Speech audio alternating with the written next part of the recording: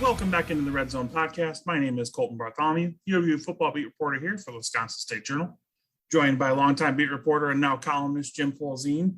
Jim, we just got done not too long ago sitting through a sweltering training camp practice over at Camp Randall. Training camp's almost in full swing, half pads today, what we saw.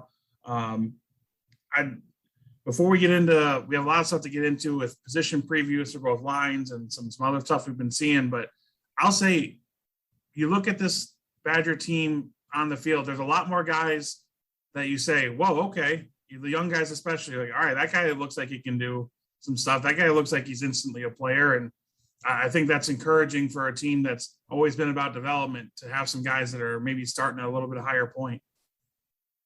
Yeah, I agree. We were kind of grumbling, all of us, because it was hard to keep track of who was all in the shuffling in and out of the lineup because they were switching after every play. They put first team, second team, third team on both sides of the ball. And you kind of wanted to keep track of who was in there. And it was tough to do, which I think to some degree speaks to the depth, right? Like I do think they've got a pretty good chance to be a deeper team than normal this year. But yeah, there's some young guys that flash. I know I asked Paul Chryst about it afterwards, if any of them have, if any of them stood out over first 5 practices, knowing that's a really small sample.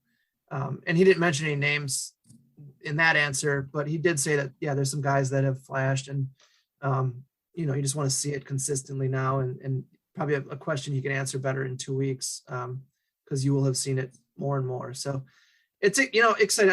I just was happy to watch a practice in full and, glean some information. Again, you can't jump to conclusions, but there's still, I thought it was informational on a lot of levels. No, I totally agree with you. To give you guys a quick rundown of the show here, we're going to give you some more camp thoughts like we just did there a little bit. Talk about Paul Chryst kind of coming into this season. It's weird to think like it's year 7 now for Paul Chryst, and we're going to talk a little bit about where he's at, where this program's at, and then continue our position breakdowns with the offensive and defensive lines. So lots of interesting stuff to get into there. And before we get into all that, here's a quick word from our sponsors. All right, we are back, Jim, and wanted to talk about camp in general. One of the things that you come into a season, you're looking at a roster and a team, especially like this Wisconsin team this year, there's not a lot of holes that there wasn't somebody you were pretty sure could fill it. And I think that shows in the first few practices that we've seen here in that we mentioned the rotation. There's so many guys getting opportunities, but that's because they have a lot of bodies and they have a lot of people that have experience. I just think that this team's got a lot more options at a lot of positions than they've had in years past, at least that I've seen. Yeah, I would agree. I think that also speaks to their recruiting in that they've stacked some pretty good classes on top of each other. There haven't been down years, haven't been a lot of attrition either by transfer or injury. I mean, they've lost some guys to injury, but it's they've been pretty lucky in that department. So I think that speaks to it. Like I remember Joe Rudolph was talking at Media Day about how many scholarships do you devote to offensive line, and their goal has always been 15. Like that's the number, right around, give or take 1 or 2. Like that's the number they want to hit, because in theory you have, you certainly have 5 starters, but then you have maybe 3 to 5 guys that you can count on if one of those guys goes down. And so that's 10, right? That's 8 to 10 right there. And then you have a whole developmental third group, usually true freshmen or maybe 4 true freshmen and a redshirt freshman who's just not quite ready yet. And that's just one position group, but I think they've done a better job of getting that at multiple positions where they feel pretty good about the numbers. And then certainly this year they're a little bit deeper than normal because the seniors could come back and not have it count against them. So I do think they have some options. I think you're right. And part of that, going back to my asking Paul Chryst about the freshmen, is I think it's going to be really hard for true freshmen to break in the lineup this year, in part because I think it's a pretty old team. I think those middle classes, there's some guys that have a chance to jump in. So I think we're probably looking at no more than, 5. What's the over under on guys making significant contributions for true freshmen this year, knowing that you can play 3 or 4 games almost as audition and not have it count against you. So, I mean, I'm I'm thinking of like, Braylon Allen and who else are going to be significant contributors. And I think that number is probably around 4 or 5, right? Yeah, I think 5 might even be high. I was going to say I would take the under on that. And we haven't seen enough of camp yet to make a determination, but I think it's going to be tough even for Allen to break into that running back rotation with what we've seen out of guys like Ches Maluzzi and some of Braylon or of Jalen Berger.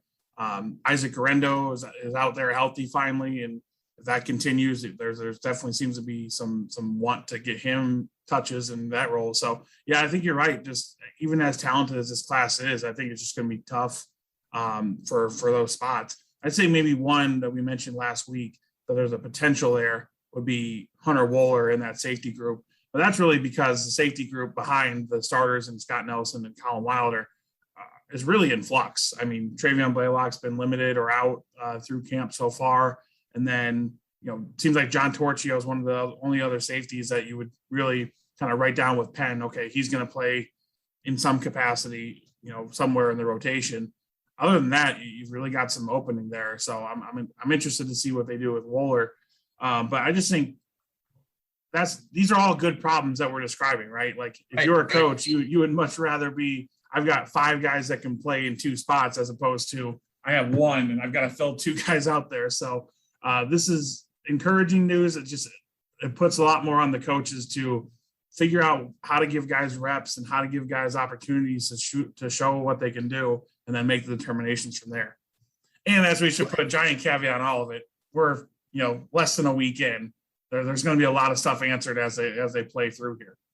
That's what I was going to say too, is that a week from now, these reps will be more limited to the guys. And then a week after that, it's going to get closer and closer to the Penn State game, and they're going to start limiting who's getting the reps and stuff. But I don't think that takes away from our original point that there does seem to be a depth in this program that's gotten better and better with each recruiting class. Sure. And that ties in well to what I wanted to talk about with Paul Chryst here. As I mentioned, year 7 for him. It doesn't seem like it. I feel like it's maybe because the kind of whirlwind of Gary Anderson leaving and Paul Chryst coming in. And I mean, Paul Chryst's departure only 3 years before that. It doesn't seem like he's been here as long as he has, but I think that when we've talked to him this year, his attitude, his kind of demeanor, the way he is talking about this team and this program right now is different than what I've heard. I mean, obviously I came in 2019 after training camp, so maybe it was a little different then, but I just get this sense of Paul Chryst is really happy with where the program's at, not only roster-wise, the players that he's got, but also the coaching staff he's got, what they've got really kind of cooking in that sense. It seems like early on here, the moves that they made this offseason on the coaching staff have really got him in a comfortable spot, and he's enjoying what he's seeing. Yeah, I agree. And I was asked a question for my mailbag this week just about, it was kind of a question about why are so many guys leaving? And that was, it was a really good question. Like, why are guys like Settle and Breckerfield leaving? And is that a sign that something's wrong? And you can look at it that way, certainly. And it's a legit question. The flip side of that is I think it's good every once in a while to have new voices and new faces and a different way of learning at things. I think change is good. And I think maybe that's part of what is happening here is that guys like Gary Brown and Hank Poteet and, Elvis Whitted in his second year, Ross Kalaji coming from strength to defensive line. I just think there's new voices and new ideas. And I think maybe that's good. I think that's maybe good for a head coach because you can hear different things and look at things a little differently. And I think that's a strength of Paul Chryst is that he's not one of those guys that's the smartest guy in the room. He listens, whether it's his players or his assistants. He gathers feedback, and I think that's one of the reasons he's so well respected by players and coaches is that, it's not his way or the highway. I think he does take other people's opinions into account. And so I think that's, maybe that's some of what's happening here. I did notice it too, like even before you said, we were talking before the show, you're like, have you noticed Paul being a little different? And I'm like, yeah, I thought down in Indy, his 1 hour session with us in front of the podium, which is kind of, that's him and anywhere from 5 to 15 people. I thought he was really loose for that hour and answered some questions really well. I thought media day here last week, it was good again. Like, I just think he looked comfortable. And then today he talked after practice for like 14 minutes and gave some really put a lot of thought in some of those questions. I mean, he pulled out anecdotes that could tell that he was like actually trying to answer the questions. And afterwards he joked like, oh, it's 14 minutes is too long. But I don't know. I think it seemed like he enjoyed the strong words. I don't think he enjoys any of this media stuff, but I think he's come to accept that it's part of the job, and you might as well not complain about it, and you might as well try to be helpful in some ways. And here's one more thing that I think is a big difference. I think the COVID year was just so awful that they want normalcy, and this is some form of normalcy. Talking to media after practice is a form of how it used to be, and I think everybody wants to get back to that, and so maybe that's playing a role too. Yeah, it definitely does. And even we talked about it multiple times on this podcast about how difficult it was to cover some of these teams throughout the situation that we saw last season. Living in it and being on these teams, I'm sure, was even tougher, just because everything that as an athlete you kind of have in your head about how you can get better and what things you can do outside of those 2 hours of practice were really taken away from you. Like, you couldn't do all those things on the field and extra things with your teammates. They were trying to keep separate as much as they could.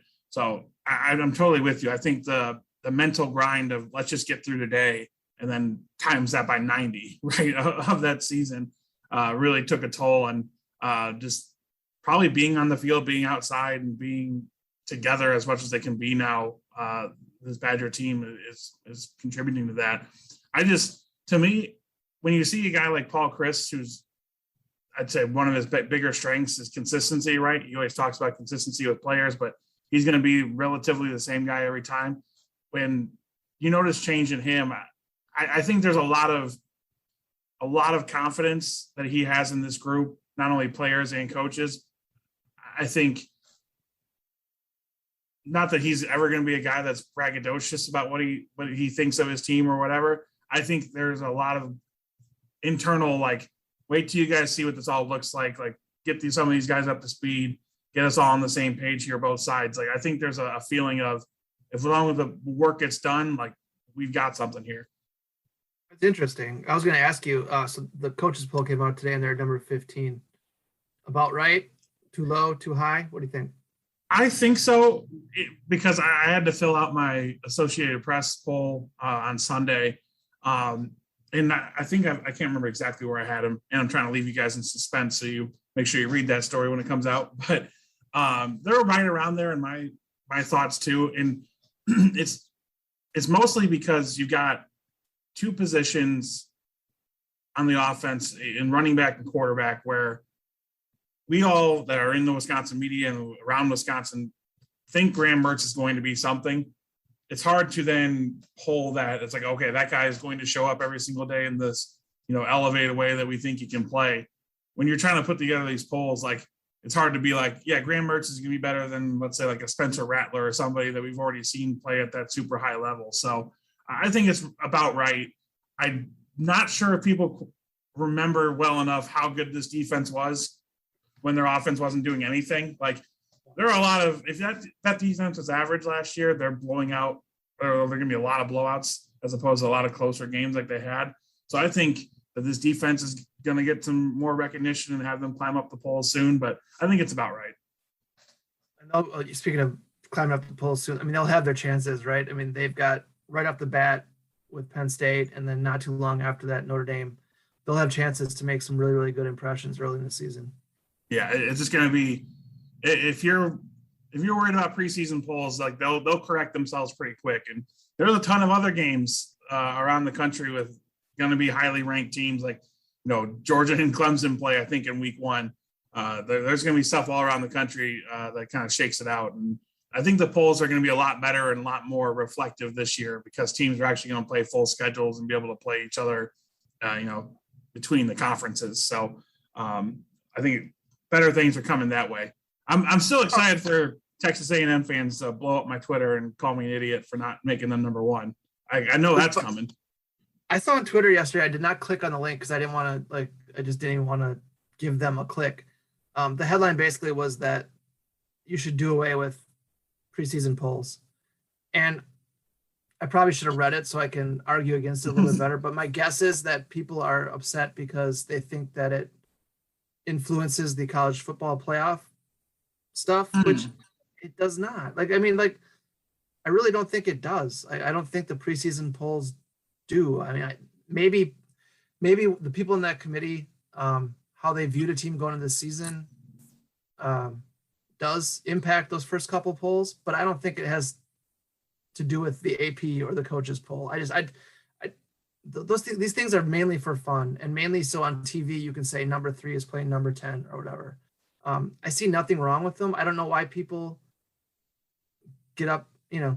complain about them so much and think they should go away. I think it would be so boring if you have no rankings early in the season. It makes no sense to me. Yeah, no, I think that argument of that they have too much of an influence might be true in the first month of the season, but by the time the college football playoff comes out, that's in November. Like there has been significant amount of the season that they're judging on, and a lot of the time, I mean, all of the time, the guys that are the people that are making the college football playoff poll are not AP voters. Like they're not people that are concerned about that type of thing. So I can see it maybe that you have an issue with the first month of the poll, but again, like that stuff plays itself out. And you're correct, Jim, in that the polls are mostly to hype up games. Like if we're just being real here, it's mostly to draw interest to, if you're not a college football fan, you see, oh, number 1 is playing number 3, like, okay, this has got to be a good game, whatever it ends up being. Yeah, I can at least hear the argument to the contrary about, influencing improperly the rest of the process. But I got to tell you, Jim, as an AP voter, I don't remember most of the time how I voted the week before. I've got to pull up my sheet and go through it each week. It's not like I'm thinking like, oh man, this is what, like my number 20 pick or my number 20 ranking has been on my mind all week. Like that's just not how it goes. Right. I'm glad it's you doing it, not me. That was always one of, I mean, it probably, the people out there probably think I'm crazy. Like, oh, doing the AP poll is so cool. Yeah, it's really. It's cool. If like you're gonna do the right. Top 12, top 13, where you've got a lot better idea. But then when you get to 22, 23, it's like, how big of a difference is it here? And then when you get to between 25, 26, you're like, oh, I think that team should be ranked, but I don't know. And what's the difference? Right. All right, Jim, let's jump into our position previews for the day. We got both lines here. And as has been discussed many times in this podcast, I am big man biased, big fans of the lines on both sides. And this team, we saw a little bit of it today. There's potential for a lot of just classic Wisconsin linemen on both sides here. I think I want to start with the defensive line, just because we're recording this after watching practice, and the defensive line had a really good day. And if we're going to start with the defensive line, to me, it really starts with Keanu Benton at that nose tackle spot. And you look at what he can do athletically, the moves that he's been working on, and the way that he's starting to pair up his first step with his hand fighting, which has always been two of his better skills, but maybe just not always together. The way he's starting to put those together, it is snap of the ball, 2 steps, Benton is separated from his guy and looking for the ball. Like it's getting to the point where he's going to be diving through holes between center and guard, center and tackle, or center or guard and tackle this year at a much quicker rate. And I think his staying on the field now with that first nickel group that we've seen, that's going to be a game changer for this defense. Yeah, I agree. I was thinking today on the way home, like what's a realistic expectation for him in terms of numbers? Because I think we've talked about this before. This defensive line traditionally doesn't put up big numbers, right? They are mostly, they're the linebackers typically put up the numbers because the guys up front, hold blocks and stuff like that. So like, what do you think? Like, give me a TFL number that you think Benton can get to. Can he get to double digits? Is that? Yeah, I was just about to say 10 sounds right, because I'm just thinking like 1-ish a game, but then throw out some of the teams that are like, have better offensive lines, like maybe a Notre Dame game, like it'll be tougher for him to do, or maybe Michigan this year. But I think one-ish a game, maybe you have a huge kind of blow up your stat type of game against like Eastern Michigan. I mean, you've got the Army game where they're going to run every play basically. So there's going to be some opportunities there. But I think 10 would be a solid, 10 to 11 would be a solid TFL. To me, the stat that I'm the most focused on with Benton would be quarterback hurries, not even sacks. Like, yeah, sacks are great and everybody wants sacks, but to get hurries from your nose tackle, that means it's coming straight up the middle and it's making the quarterback roll left or right. And then maybe, especially on plays where that's not designed, that is a huge advantage to your defense because the field opposite of which he's rolling. So if he's rolling right, the left side of the field, left, the right side of the field, that's taken away. A quarterback at the college level is not going to stop and throw out back the completely opposite side of the field. Like, that's not, unless you're John Elway at Stanford or something, like that's not what a quarterback can do. So it helps the entire team by cutting off the side of the field like that. So to me, he needs to have double-digit hurries as opposed to, 9 or 8, 9 sacks. 8, 9 sacks would be great too, but having a lot of hurries would be, to me, the sign that he's really starting to round into what he can become. So he has, in his career, over the first 2 seasons, he has 2 sacks, 2 career sacks, and 4 career TFLs. And again, like judging these guys by numbers, because I don't think I would call him underachieving in any way. I think he's progressed every year. I think he's been a solid player. But I think you're right. He's going to be on the field more this year. I think they're going to count on him in nickel situations. Maybe setting it at double digits is too high. Maybe expecting a lot of quarterback hurries. I don't know. I'm looking at quarterback hurries. He had 1 last season. So I don't know. Maybe again, numbers isn't the right way to go about this, but it feels to me, and I think you agree, that he's going to have a big year. And what does a big year mean? I don't know, but I think at the end of the year, here's my question. Do you think he's on this roster next year? Because it depends on the year he's got, right? Because if he has a huge year, no, I don't think so. Because if you're an explosive interior defensive lineman, that's becoming more and more of a premium at the next level. But you've got to have college production to back that up. You can't just be the athlete. So that's a great question. It really is going to depend on what he does this year. To me, when you go back and you mentioned he only got 2 sacks. The one of his sacks was against Ohio State in the Big Ten championship game. I know Justin Fields' mobility was limited in that with the knee that he had going on that year, but both center and guard that he blew up on that play are in the NFL now. So that says something to me. Yeah.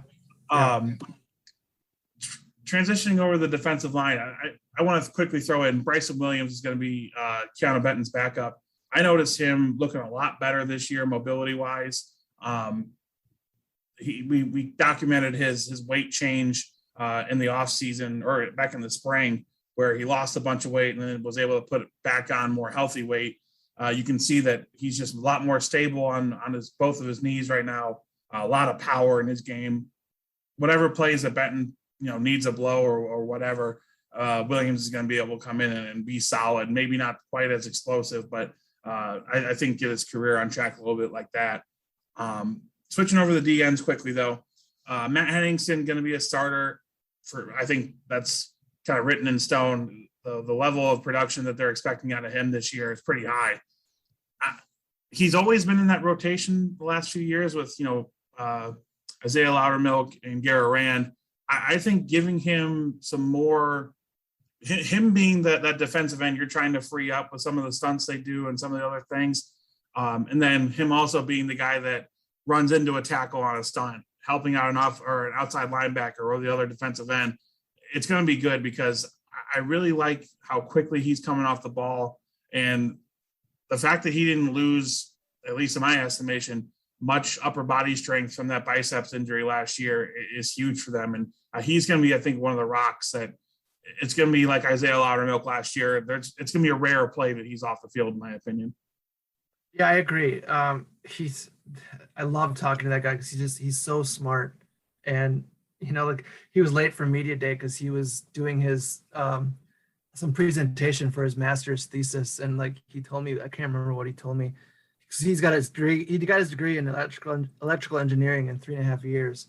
and he's going to finish up his master's by this December. So the dude is just incredibly smart and a really good football player, by the way, too. So so I think in Benton, Williams, and Henningsen, you kind of know what you have, right? And you can count on those three in terms of, veterans who've played a lot of snaps.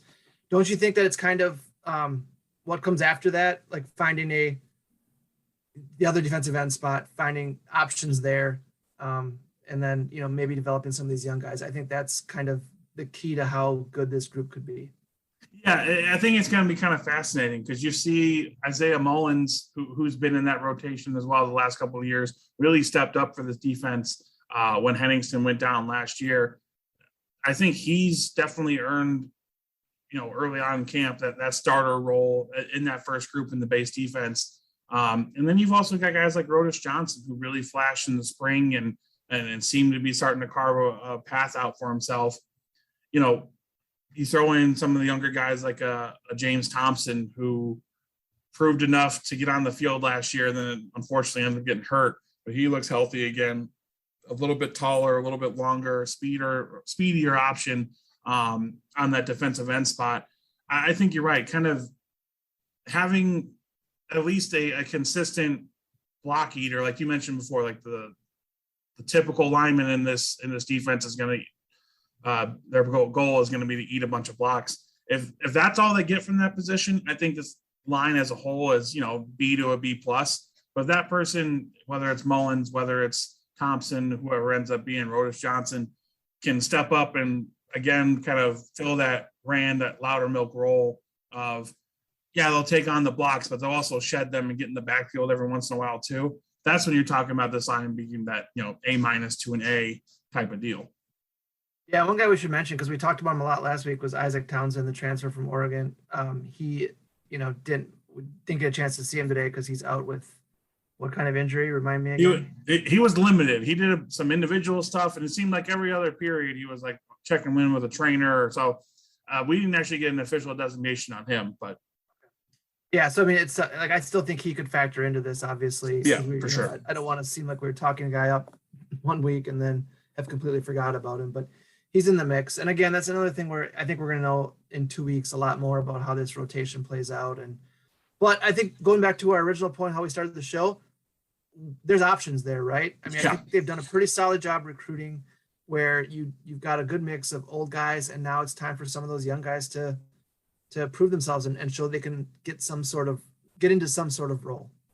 Yeah, and I think as much as I kind of give Rand and Loudermilk credit last year for, playing well enough that Jim Leonard never thought that they should come off the field, the fact that they didn't really trust that many guys behind them to come in and make contributions is a testament to last year not being as deep, and then this year having a lot more of a chance there for some younger guys, or some different guys, I should say, to come in and make contributions. Let's jump over to the other side, Jim. And to me, this one, there's not quite as many options, but I think the competitions that are there are really intriguing to me.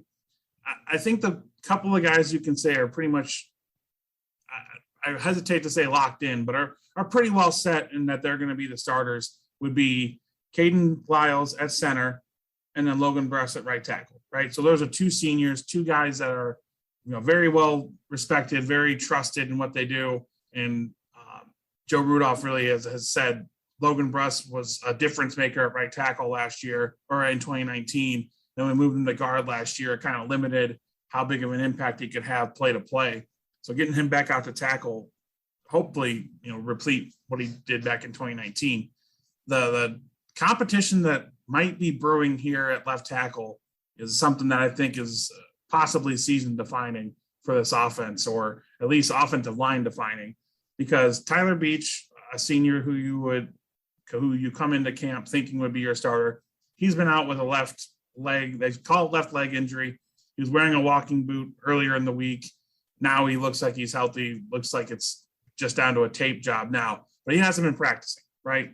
So insert Logan Brown in that spot, a guy who was a 5-star recruit, who had a lot of hype coming behind him coming out of high school, hasn't been able to put it all together in college, but has basically gotten all of the first and a lot of the second team reps as the left tackle the first week of camp here, or first 5 days of camp. And to me, those are invaluable in the sense of just being able to redo stuff. I mean, Paul Chryst kind of said it and described it well when we talked to him today, Jim.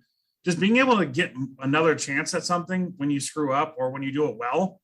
That's something that a starter or a high level second stringer gets, and the third or fourth guy on the depth chart just doesn't. If they go out and have a bad rep, it's maybe 15, 20 minutes till they get another one. It's not the next play.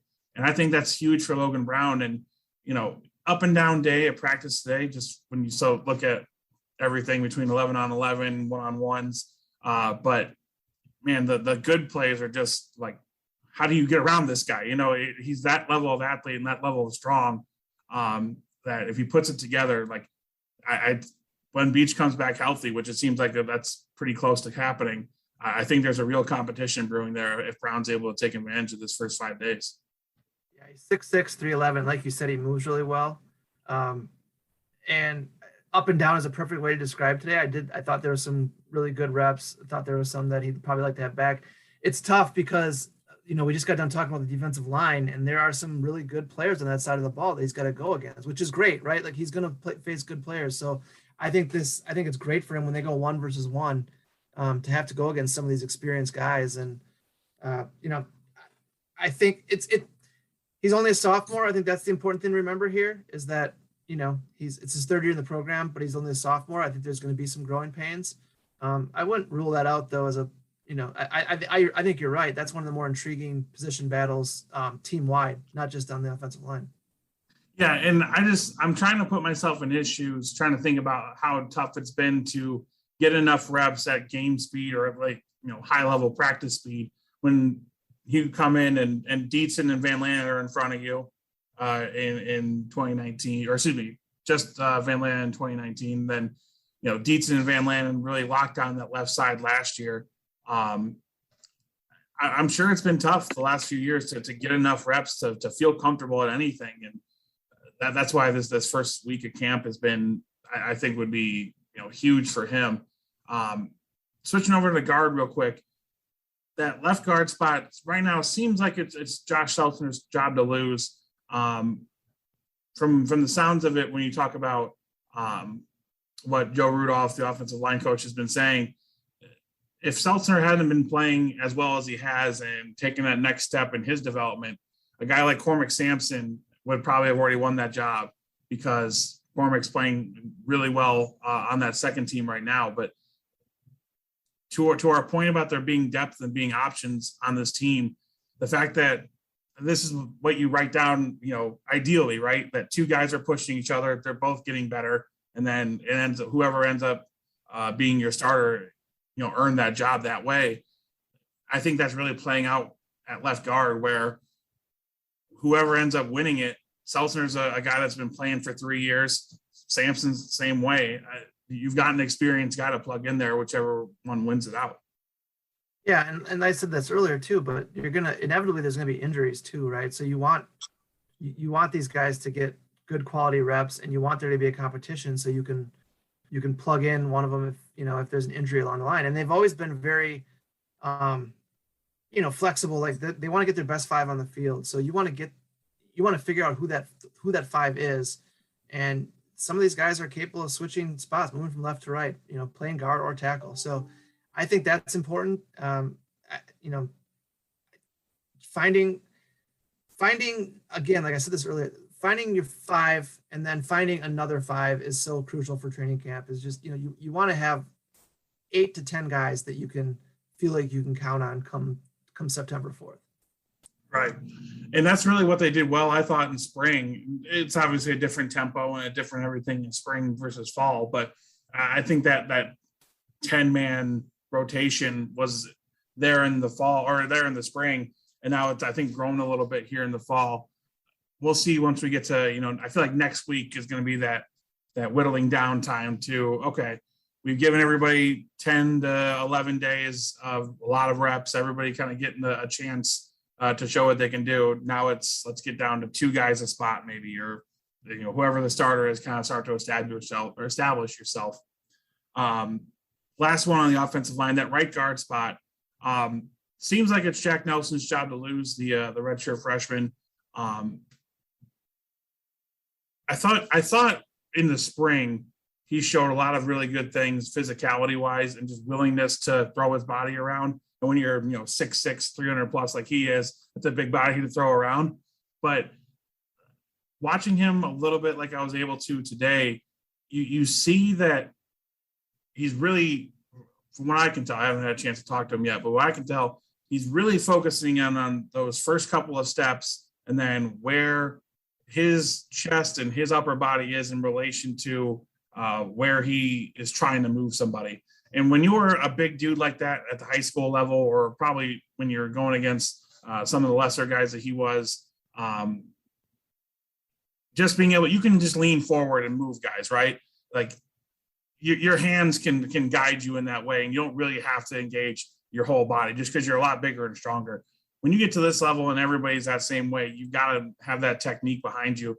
And I've started to see him really focusing in on like, okay, my chest and shoulders have to be square to this guy and then get to the outside of him if I'm trying to reach him, or, whatever ends up being. And that's encouraging, I think, because if you can combine that with a guy that doesn't, as Joe Rudolph called him, doesn't care about his body and kind of just throws it around like that, you combine that with the technique. That's that Wisconsin mauling type of offensive lineman that we always hear about. Yeah, like I'm curious to talk to him. I think I'm going to talk to him. Probably before this comes out, I'm going to talk to him Wednesday, just to see how this process has been for him. Like, we asked Paul Chryst about him today, and this was actually one of the more interesting answers Paul Chryst said, is that he told this anecdote about this 15-year pro he had when he was coaching the NFL with the Chargers, on just kind of the training camp and what you get out of training camp, and how the first week is just kind of, getting your footwork down and getting kind of back in the flow. And the second week is getting ready for an exhibition game. And then third week is kind of, being able to get through an exhibition game. And then, you kind of just go week to week. And it was kind of his way of saying, hey, this was a 15-year pro and how he handles training camp. You're asking me about a redshirt freshman and just how early we're on day 5, right? We're on day 5 of camp. And so I think that was his way of kind of saying, hey, pump the brakes a little bit, because he's just in his infant stages of development. And, he didn't come out and say it, but I think there's a feeling inside the program that he could be a really, really good one. Certainly if he's already, the projected starter at right guard as a redshirt freshman, that speaks to kind of his quick development. But I think they have big plans for him. I think he could be a really good one by the time he leaves here. Yeah, that's a great point you make, though, because tell me if I'm wrong, but it always seems like when Chryst has really high hopes for a guy, or has, seen enough that he thinks that this guy could be good, he always likes to temper it publicly, right? He always kind of likes to chill everybody out outside the program, because I think he's one of those, let's not put pressure on him. Let's not, blow somebody up until they are able to prove it on the field. Yeah, no, I think that's a good point. And even that's kind of how he treated my question about the true freshman today, is that he wouldn't name anybody in particular, because I think his line was, you don't want to put any undue hype on them. And I think there's some of that with Jack Nelson. Like, it's early. It's so early. And we have to remember that it's August 10th right now of his second training camp with the Badgers, and really his first normal training camp. And so that'll be interesting to see how his first career start, if he keeps his job, is going to be against a top 25 team in Penn State, right? It's going to be a good D line. Yeah. Great D line. Yeah. I mentioned Cormac Sampson before, but he is going to be, I think, a swing type of player, because it's weird to say, but between spring and the last couple of years, we've seen him play all 3 inside offensive line positions. So him being kind of proven in that sense, he's going to play at some point. I feel like if either guard were to go down, he would be the first one in there, and maybe even at center. We'll see what happens there. But a lot of options for this line. And I mentioned to you when we were watching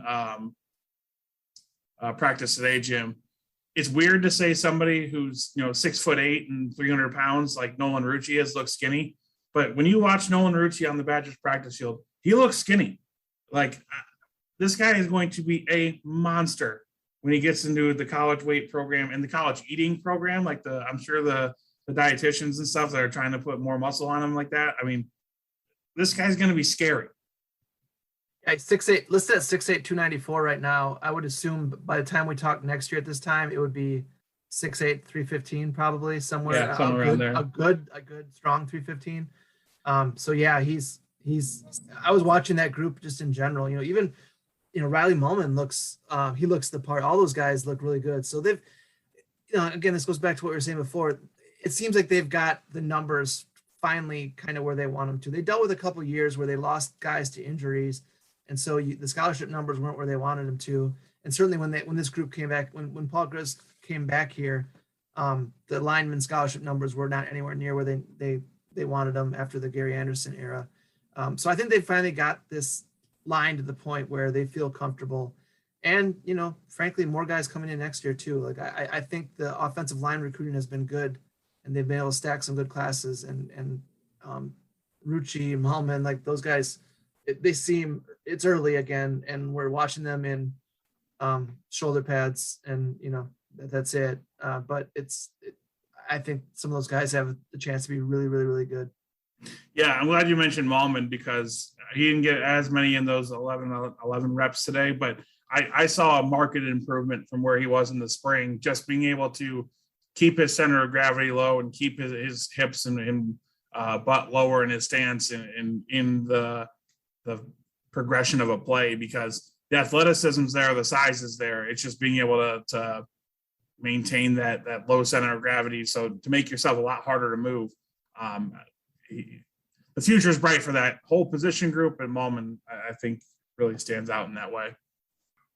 All right, Jim. I think that's about does it for today's podcast. Make sure you guys are on madison.com checking out all of our training camp coverage. A ton of stuff coming it seems like every day we got something, or maybe even two things on certain days. Different features coming up. We've got, he's probably on our website by the time you're listening to something on Keanu Benton. I mentioned him already. Ches Maluzzi, the transfer running back, has already been impressive at Badger camp. So lots of stuff you can read there. Jim's got Packer columns you can read. He'll have something this weekend Badger related, still determining what that ends up being. TBD. Our favorite letters here at the State Journal, right? We always like to keep you on your toes. But thank you guys very much for listening, and we will talk to you next week.